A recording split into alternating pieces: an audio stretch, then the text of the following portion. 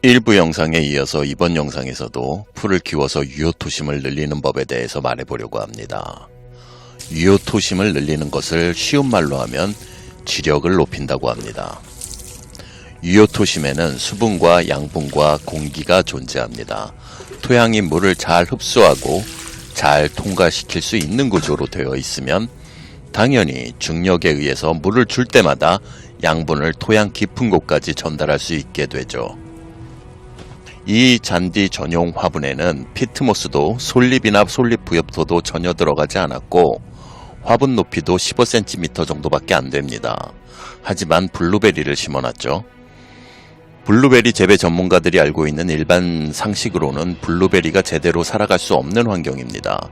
하지만 아마도 문제없이 성장할 것이고 그걸 확인해 보려고 이 테스트를 진행하고 있는 거죠. 참고로 자연적으로 15cm 정도의 피트가 퇴적되려면 최소 50년은 걸릴 테지만 인위적인 방법으로 3년 만에 만들어낸 것입니다. 원래 이곳은 구독자분들은 아시겠지만 저희 어머니가 풀 한 포기 없이 관행농업으로 밭을 갈고 검정 비닐로 덮고 농사를 하던 곳입니다. 어머니는 사실 식물을 키우기보다는 유효토심을 소멸시키는 데 집중하시는 분입니다. 틈날 때마다 맨땅을 노출시켜서 건조시키고 부지런히 밟고 다니면서 단단하게 굳힙니다. 제가 3년 동안 가을마다 보리씨를 뿌리고 낙엽을 덮고 여름에는 풀을 키우며 살려놓은 유효토심도 어머니에게 걸리면 길어도 3주 만에 유효토심이 사라지고 풀도 자라지 못하는 황무지로 돌아갑니다. 이렇게 유효토심이 없는 밭에서 식물을 키우려면 흙을 갈아엎어서 부드럽게 만들어주고 비료나 퇴비를 섞고 곧장 검정 비닐을 쳐야만 농사가 가능합니다. 매번 강조해서 말하지만 풀이나 토양동물이나 유기물이 없는 관행농업의 흙은 물에 젖은 후 마르면 뭉쳐져서 단단하게 굳습니다. 그래서 관행농업의 흙은 절대로 비에 직접적으로 젖게 하면 안 됩니다. 검정 비닐로 비를 막아주고 필요한 수분은 땅속에서 조금씩 올라오게 만들어야 합니다. 관행농업을 하던 밭에서 유기농업을 하겠다고 갑자기 검정 비닐 사용을 중단하면 식물을 키우기가 매우 힘들어집니다. 낙엽 등의 유기물로 멀칭하거나 풀을 키우면서 5년 동안은 물을 자주 줘야 합니다. 사실 식물은 태양과 물만 있어도 어떻게든 자라죠. 그리고 물은 유효토심의 시작이자 거의 전부라고 말할 수 있습니다.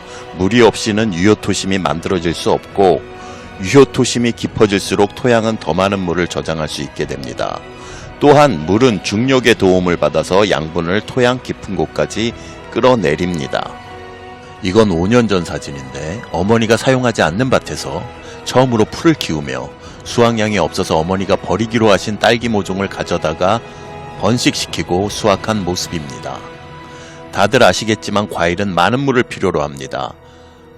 유효토심이 없는 토양에서는 자동 관수시설로 항상 토양을 젖은 상태로 유지시키거나 수경 재배를 해야 딸기 같은 과일을 제대로 생산할 수 있죠. 자연적인 방법은 풀을 키우거나 유기물 멀칭을 하여서 유효토심을 늘리고 그 유효토심에 많은 물을 저장해 놓는 것입니다. 하지만 어머니가 사용 중인 밭에서는 유기물로 멀칭을 하는 것도 풀을 키우는 것도 금지당했었습니다. 그래도 어머니 영역에서 밭을 갈고 농작물을 심는 건 저의 몫이었죠. 손에 물집이 잡히면서 곡괭이와 삽으로 단단한 흙을 갈아 엎어야 했고 미세먼지가 심하게 발생해서 농사를 한 날에는 항상 코 속에 흙먼지가 가득했고 땀을 흘리면 흙탕물이 되어 흘렀으며 옷과 신발은 흙탕물에 젖었습니다. 그런 상황에서도 조금이라도 유효토심을 확보하려고 풀 대신에 농작물을 밭에 빼곡하게 심곤 했었죠. 이곳은 저의 영역이라서 유기물로 멀칭하고 제가 좋아하는 풀씨를 뿌려서 키우기 시작했는데 1년 후에 어머니에 의해서 이렇게 모두 제거당했습니다. 농사에 관련해서 어머니와 맺은 약속은 아무런 의미가 없습니다. 이때 이곳에 처음으로 텃밭 상자를 만들었지만 어머니의 의견대로 흙으로 채웠어야 했는데 흙 속에 나뭇가지와 나뭇잎을 넣고 1년 후에 파서 확인해 봤더니 얇은 나뭇잎조차도 원형 그대로의 모습을 유지하고 있더군요. 지렁이 등의 토양동물도 없고 물과 공기가 통하지 않는 관행농업의 흙 속에서 유기물은 분해가 안 되고 화석으로 변해가더군요.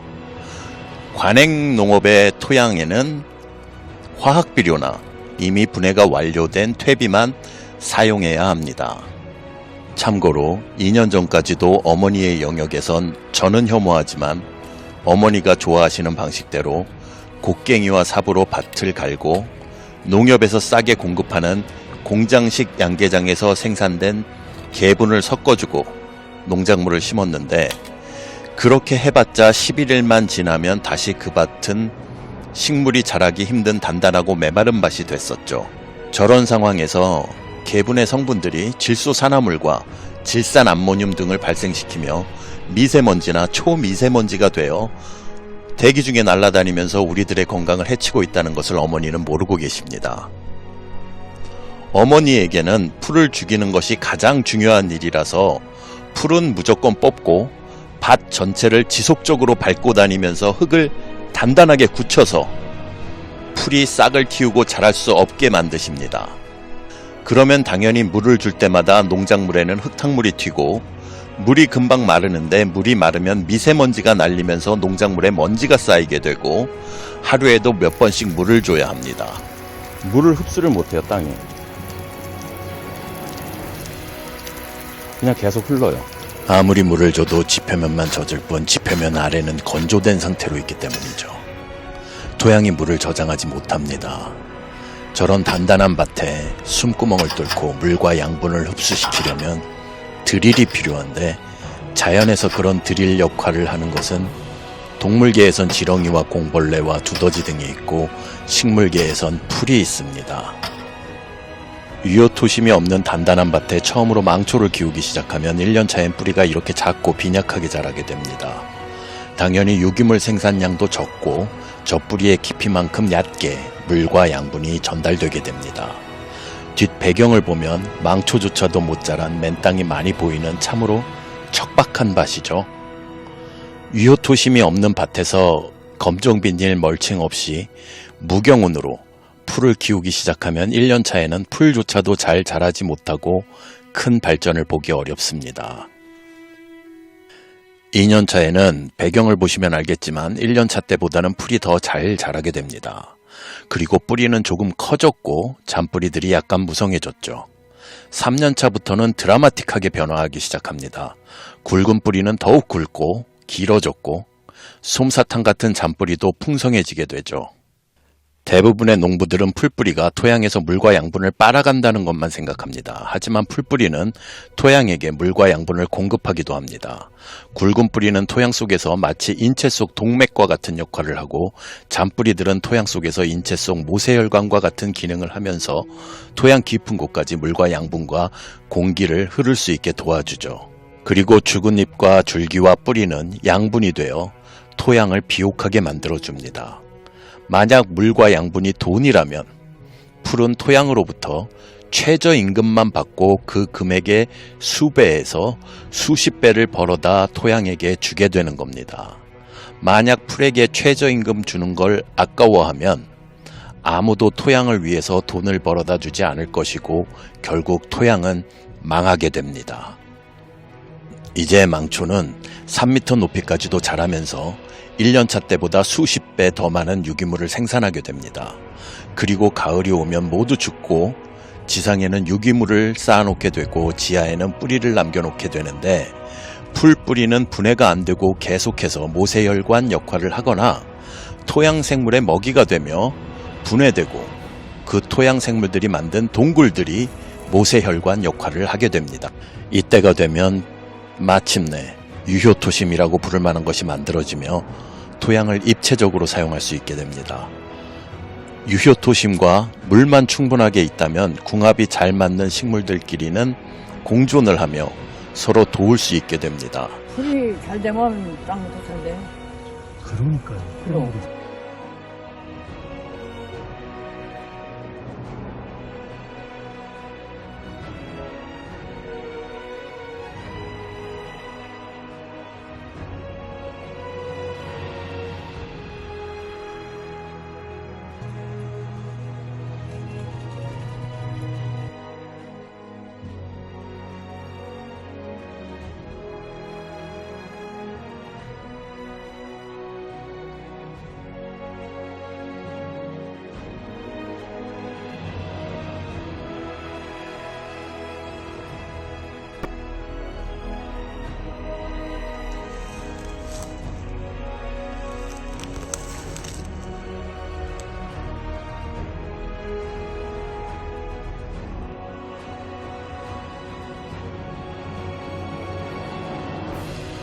하지만 유효토심이 만들어지기 시작하면 어머니가 모두 없애버립니다. 여기는 저의 영역이라서 5년 동안 공을 들여가며 풀과 보리를 키우고 낙엽을 적당히 더하며 유효토심을 키워가던 곳인데 2달 전에 어머니가 그동안 쌓인 유기물을 모두 걷어내고 청보리와 풀을 뿌리까지 모두 제거하고 맨 땅을 햇빛에 소독하며 토양 동물들을 죽이고 토양을 건조시키며 유효토심을 없애고 있더군요. 참고로 저렇게 뿌리가 돌출되어 있는 이유는 원래 척박한 곳에 나무를 심고 유기물이 쌓여가면서 유효토심이 만들어지게 되면 나무 뿌리들이 물과 양분이 있는 유효토심 쪽으로 자라게 되기 때문입니다. 현재는 어머니가 유기물과 유효토심을 모두 걷어냈기 때문에 뿌리가 저렇게 노출되게 된 것이죠. 지난주 영상에 등장했던 이 배롱나무의 뿌리가 좋은 예가 될 수 있겠네요. 이 배롱나무는 어머니가 청보리와 풀과 유기물을 모두 걷어낸 이곳에 메리골드를 심고 이렇게 싹을 틔우고 자라고 있는 풀씨를 뿌리고 그 옆에 심었는데 다행히 싹을 틔우고 살고 있습니다. 원래는 옆이나 위로 자란 뿌리들을 모두 잘라주고 새 뿌리를 아래로 뻗게 만들어줬어야 했는데 이 주말농장 최악의 토양에서 3년 동안 성장도 못하고 생존만 하고 있었기 때문에 옮겨 심으면 죽을까봐 일단 손을 안 대고 그대로 심고 내년에 다시 캐서 뿌리를 다듬고 심기로 했죠. 참고로 메리골드는 꽃차를 좋아하고 봄부터 서리가 와서 죽을 때까지 꽃을 피우고 있고 메마르고 척박한 토양에서도 풀과 같은 생명력으로 잘 자라기 때문에 매년 즐겨 심는 꽃입니다. 매년 봄이 오면 어머니는 낙엽과 유기물을 걷어내고 풀을 뽑으며 맨 땅을 노출시켜서 토양 생태계를 파괴하고 유효토심을 없앱니다. 그럼 결국 다시 풀씨를 뿌리고 멀칭을 하느라고 유효토심을 발전시키기 위해 사용하려고 했던 저의 시간과 누나의 자본을 어머니가 만들어 놓은 상처를 치료하는 데 사용할 수밖에 없죠. 결국 이 주말농장은 매년 유기농업 전환 1년차에서 2년차까지만 반복하는 중입니다. 3년차부터 드라마틱하게 효율적으로 변하는 것이고 5년차부터는 가뭄이 아니면 물을 따로 줄 필요도 거의 없어지고 풀도 관리하기 편해지고 생산량도 잘 관리한 관행농업 수준으로 회복되는데 어머니 때문에 2년차 이상으로 발전할 수가 없죠. 밭 중앙에 유효토심을 없애고 길을 만들면 이렇게 그 길만 유효토심이 사라지는 것이라고 생각할 수 있는데 사실은 이렇게 밭 전체의 유효토심이 줄어들게 됩니다. 토양은 하나의 덩어리로 연결되어 있어서 아무리 밭을 철저하게 멀칭해놨다 하더라도 봄부터 가을까지는 노출된 땅이 수분을 모두 증발시키고 겨울에는 온도와 수분을 함께 빼앗기게 됩니다. 마치 인간이 한겨울에 복부만 노출시켜도 전체 체온을 뺏기게 되는 것과 마찬가지죠. 이렇게 어머니가 없애버린 유효토심을 다시 살리기 위한 조치를 끝마치고 원래 계획했던 일을 시작하려고 하면 어머니는 또 다른 곳에 풀을 뽑기 시작하십니다. 제가 자연의 이치를 설명하고 농사 계획을 설명하면서 풀을 뽑으시면 시간과 돈을 들여서 치료를 해야 한다고 설명을 하려고 하면 들으려고 하시지 않습니다. 이미 지나간 사건이고 기분 좋은 일도 아닌데 왜 굳이 다시 말하려고 하냐고 하시면서 어차피 몸이 불편해서 더 이상 풀을 뽑지도 못한다고 하시며 안 좋은 일들은 빨리 잊어버리는 것이 좋다고 하시면서 다음 주에 또 풀을 뽑고 유효토심을 없애버리십니다. 사실 어머니는 농사를 좋아하시지 않습니다. 매년 모종도 심지 않으시고 씨를 뿌리시지도 않습니다. 지금은 조금 변하셨는데 원래는 맛있게 먹는 것이 아니면 뭔가를 키우는 걸 좋아하지 않으셨습니다. 밭에 물을 주는 것도 싫어하시고 당연히 동물과 식물에 대해서 관심이 없으십니다. 자연의 이치는 제가 아무리 설명하려고 해도 듣기조차 싫어하십니다. 어머니는 자신이 좋아하는 것만 하고 싶어 하시고 싫어하거나 관심이 없는 것을 듣거나 그것에 대해서 생각하면 극심한 스트레스를 받는다고 하십니다. 저의 경우엔 종교가 없고 신이라는 존재가 있는지 없는지 모르겠지만 자연에 대한 경험과 지식이 늘어갈수록 누군가 의도적으로 이 자연을 설계했는데 자연은 회복력이 강하고 매우 효율적으로 설계되었기 때문에 자연을 믿고 따르며 적당한 이득만을 취하고 내버려 두는 것이 효율적이고 편리한 방법이라고 믿게 됩니다. 또한 인간이 자연과 싸워서 이길 수 없다고 믿고 있죠. 반면에 어머니의 경우엔 자연의 주인은 인간인데 자연에는 인간에게 쓸모없는 것들과 잘못된 것들이 많고 자연은 불편하고 비효율적이며 멍청하게 설계되었기 때문에 인간이 쌓아온 지식과 기술과 약품을 무기로 자연과 싸워서 일부는 파괴해서 멸종시키고 나머지는 순종시켜야 비로소 효율적이고 편리해지게 된다고 믿고 있습니다. 문제는 현대사회에서 특히 우리나라에서는 거의 대부분의 사람들이 어머니처럼 믿고 있다는 겁니다. 예를 들면 비타민 D나 멜라토닌은 매우 필요하지만 태양빛은 노화의 주범이기 때문에 절대로 쬐서는 안 된다고 믿고 있습니다. 그래서 선블럭을 바르거나 야외 활동을 줄이거나 옷으로 햇빛을 차단하면서 약품을 먹어서 인간이 만든 비타민 D와 멜라토닌 등을 섭취하는 것이 현명하다고 믿고 있죠. 반면 저의 경우엔 설계자가 만든 태양이 인체에 주는 영향을 완전히 알 수는 없지만 태양을 너무 적게 쬐거나 너무 많이 쬐면 안 좋다고 믿고 있습니다. 건강하고 강해지려면 적당한 햇빛을 꾸준히 쬐야 좋다고 믿고 있죠. 이곳은 철사로 가로막혀 있어서 지난 2년 동안 소형 풀들이 무성하게 잘 자란 곳입니다. 소형 풀들이 저 정도로 자란 토양은 유효토심이 이 정도로 생기게 되고 저 풀을 뽑지 않고 낙엽으로 두텁게 덮어서 생매장을 시키면 올 여름에 단번에 5년차 유기농업 토양으로 발전하게 될 거라는 확신이 있었고 확증을 위해서 테스트를 하려고 애플 수박 모종도 좋은 걸로 준비해 놨었는데 지난주에 어머니가 모두 뿌리채 뽑아서 말려버리셨습니다. 결국 어쩔 수 없이 황폐해진 맨땅을 낙엽으로 덮고 모종을 심게 됐는데 4년을 손해보게 된 거죠.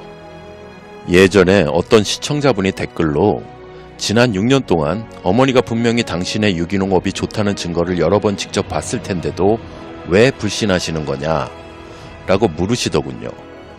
그래서 깊게 생각해보고 몇 가지 가설을 만들어 봤는데 어머니는 제가 뭔가를 시도하면 항상 개입하십니다.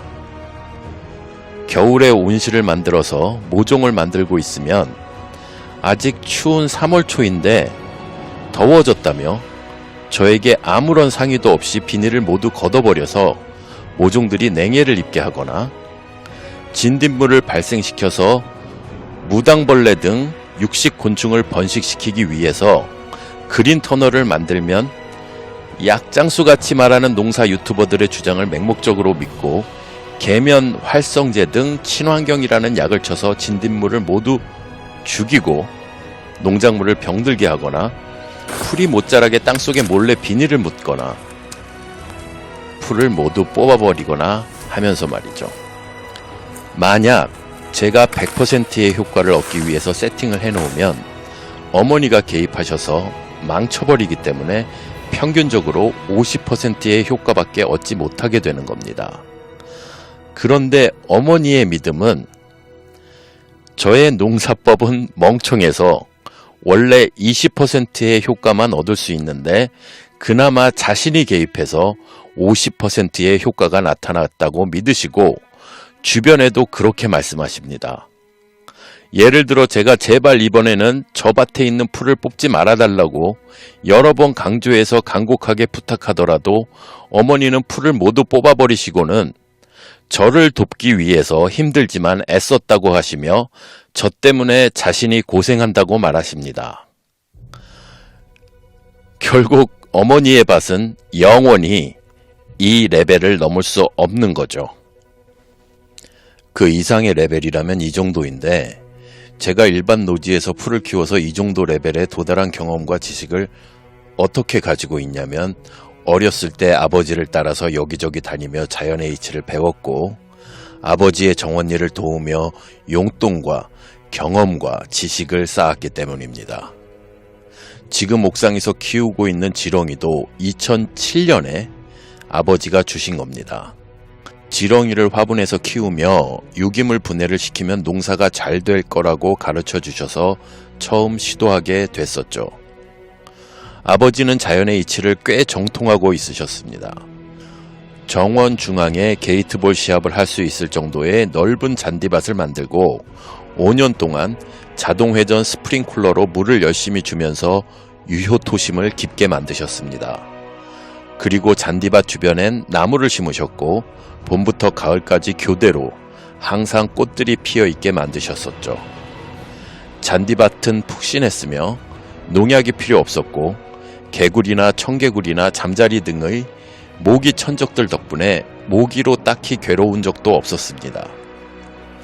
다만 어머니의 어머니, 즉 외할머니가 계셨는데 식물이나 동물을 그다지 좋아하시지 않았죠.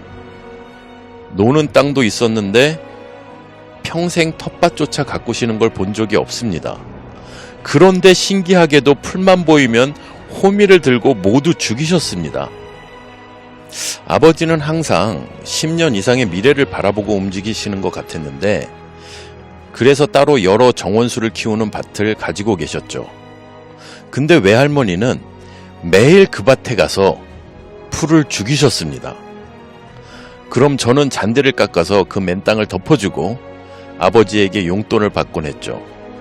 그리고 틈날 때마다 아버지와 함께 그 정원수들을 캐서 옆으로 자란 뿌리들을 모두 잘라주고 유효토심이 생긴 곳에 옮겨 심곤 했었죠.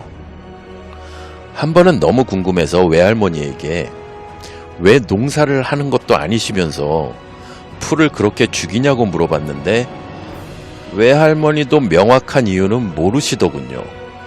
다만 그게 옳고 당연한 일이다 라고 믿고 있으셨습니다. 어머니도 마찬가지로 합리적인 이유는 모르시는 것 같습니다. 아마도 풀을 죽이는 건 어머니 가문에서 대대로 이어져 온 가업이나 숙명 같은 것 같습니다. 마지막으로 유기농업을 15년 이상 하면 유효토심이 이렇게 깊어지게 되는데 현재 주말 농장에선 텃밭 상자가 그 정도 레벨이 될 수 있겠네요. 이곳에서는 모든 식물의 뿌리가 아래로만 뻗기 때문에 농작물이 서로 붙어 있어도 괜찮고 풀이 함께 자라고 있어도 전혀 문제가 없죠. 어머니조차도 여기에서 자라는 풀은 잘 뽑지 않으십니다. 이번 영상도 또 길어졌는데 여기에서 마쳐야겠네요. 다음 영상에선 풀과 농작물을 함께 키우는 여러 방법과 풀과 농작물을 함께 키울 때 풀을 뽑는 것이 농작물에게 어떻게 큰 피해를 주는지 직접적인 사례를 보여줄 예정입니다.